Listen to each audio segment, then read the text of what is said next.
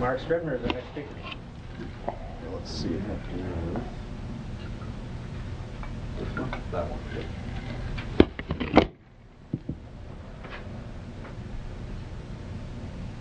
I imagine you run this forward, let me grab one. Yeah. Okay, great. Well, thank you all for being here. And I'm happy to be here. I'm Marc Scribner. I'm at CEI. If you're not familiar with CEI, we're a free market outfit here in town that focuses on regulatory issues. And I'm going to talk about regulatory threats facing the railroad industry, but I'm going to preface that with a little bit of history because I think putting it in context is important. So yeah, I'm going to talk about the history of regulation, deregulation of the railroad industry briefly, and then go on to describe the current position of the railroad industry. Talk about the current efforts to reverse this partial deregulation, and then I'm going to close with a few thoughts on where I think we should go. So railroad regulation came about fairly early in the history of railroads in the U.S., but it did go for about 2 decades after the first railroads were chartered without being regulated. 1844, New Hampshire stands up the first Railroad Commission. This was advisory. It couldn't enforce its rulings. The most it could really do is go to the Attorney General if it observed some malfeasance and recommend that he go after them. But then we had the National Grange, populist farmer group that helped shape a lot of the Midwest, and they gained control of state legislatures after the Civil War. And one of the big things they wanted to do, in addition to things like grain elevator pricing, was railroad regulation, and they pursued it aggressively. So we see here, 1885, we have 24 states plus a Dakota Territory with railroad commissions, and those Midwest and Southern commissions were the ones that could directly enforce by this time. Northeast, mostly not, still advisory. So you had a lot of aggressive enforcement in the states, but then there was this case in 1886 in Wabash v. Illinois that greatly limited the state's ability to regulate the railroads, and that's because most of commerce-related railroads was interstate in character, and the court said, no, Congress needs to do something if you want to regulate that.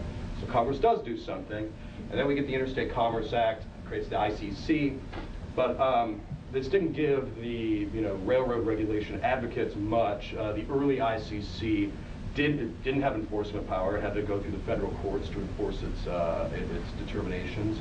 And a lot of the things that came into being a little bit later, it couldn't do.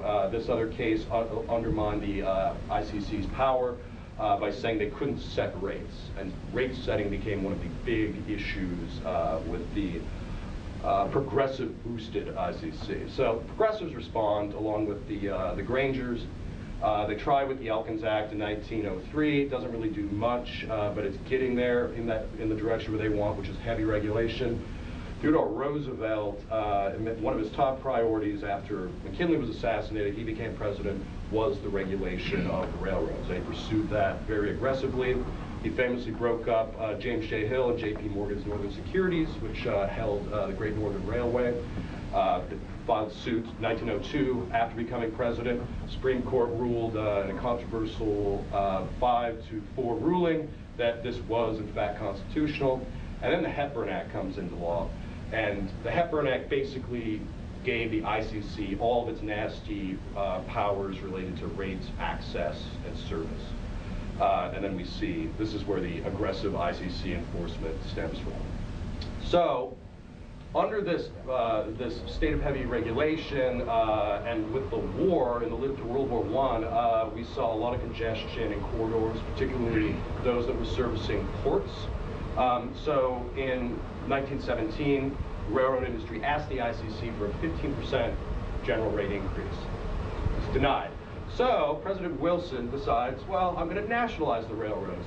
And he pooled all of the equipment and facilities that had been outlawed by the previous laws, and then a few months later, increased freight rates by almost double what had been proposed by the private railroads. Thankfully, the railroad industry was returned to private hands following the war, but a lot of these regulations, we still didn't deal with them. We had in 1940, the National Transportation Plan laid out sort of a preamble to the Transportation Act in 1940. One of the weirder things that it did, and I always like to bring this up, is umbrella rate making. basically, umbrella rate making, it was the ICC saying, no, rail carriers, you cannot lower your rates because you have a competitor whose costs are higher than yours, and we need to support competition by denying you rate decreases. And that's how we made decisions. These weren't service-based, these were cost-based, but this was one of the nastier cost-based regulations that we saw in this era. But railroad fortunes did pick up thanks to gasoline tire rationing through World War II, and then that wartime traffic. But immediately following the war, things began to decline. You see that dark line, that is rail's intercity freight modal share. 1945 to 1975, it dropped from about 70% down to about 36%. So we saw just continuing decline in the industry. And while we were still in an era of heavy regulation, at least you started seeing people in industry, academics, and even some government officials recognizing that regulation was strangling the industry.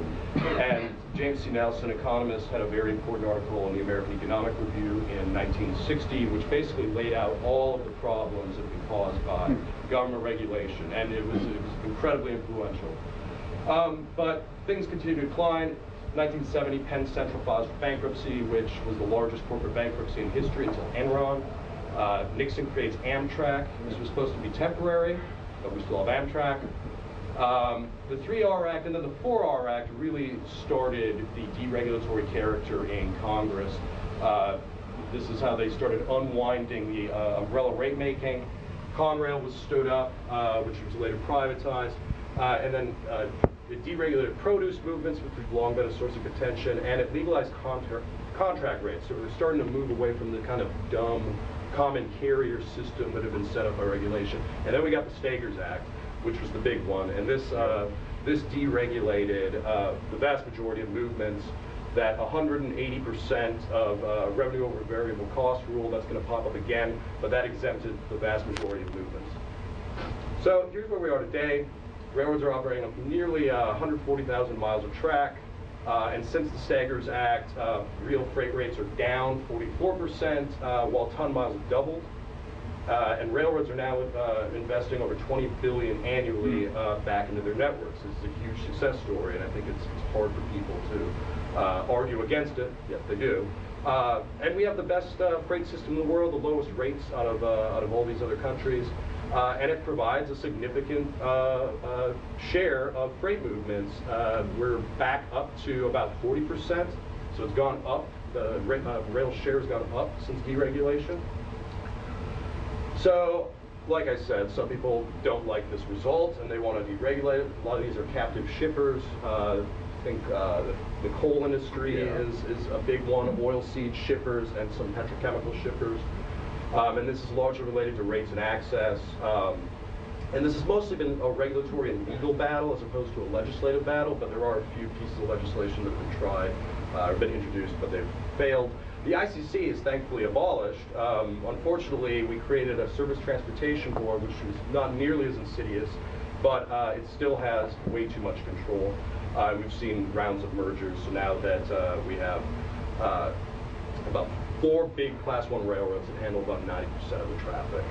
So in 1998, the Surface Transportation Board basically told Congress that, no, we're not going to change our rules. If you want something to change, you're going to do it. The law simply doesn't provide for us to make the changes in policy that you want. But the STB did, however, put in a merger moratorium in 2000, and then in 2001, the revised merger policy made it much more difficult to merge if you're a Class 1 rail. This isn't that big of a deal. I don't think anyone's expecting any mergers with the Big Four, but that's sort of where things are.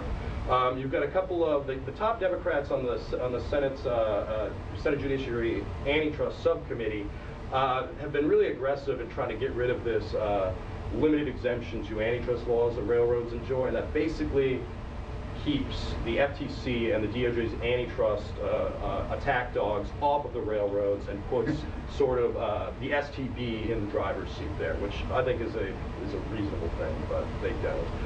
And then this, Overstar and Rockefeller introduced this, and then Rockefeller tried again in 2011, and it was basically a wish list of shippers calling for railroads. It hasn't gone anywhere, but reading it, you can sort of see this is everything the anti-railroad interests want. It's a good summary.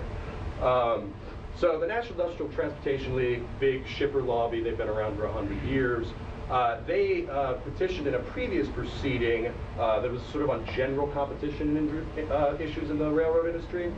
They petitioned to revise the competitive switching rules or reciprocal switching rules so that more of these movements would be subject to forced access or forced switching. So when I say reciprocal switching, it's not that difficult. It's when one rail carrier interchanges its rail cars with another rail carrier that is served by, to reach a terminal destination that is only served by one of the railroads. I'll have a picture in a second. This used to occur more, but after the mergers, it doesn't make any sense because when you had two railroads switching, a lot of times they are now one railroad, so obviously they're not going to switch. Here's a little graphic image to sort of help you there, what I'm talking about. Now, the current rules, like I said, there's that 180% of revenue over variable cost threshold. So that needs to be met in order for the STD to even consider questions of market dominance. This is all about market dominance. And rates that exceed that 180% don't necessarily provide for switching.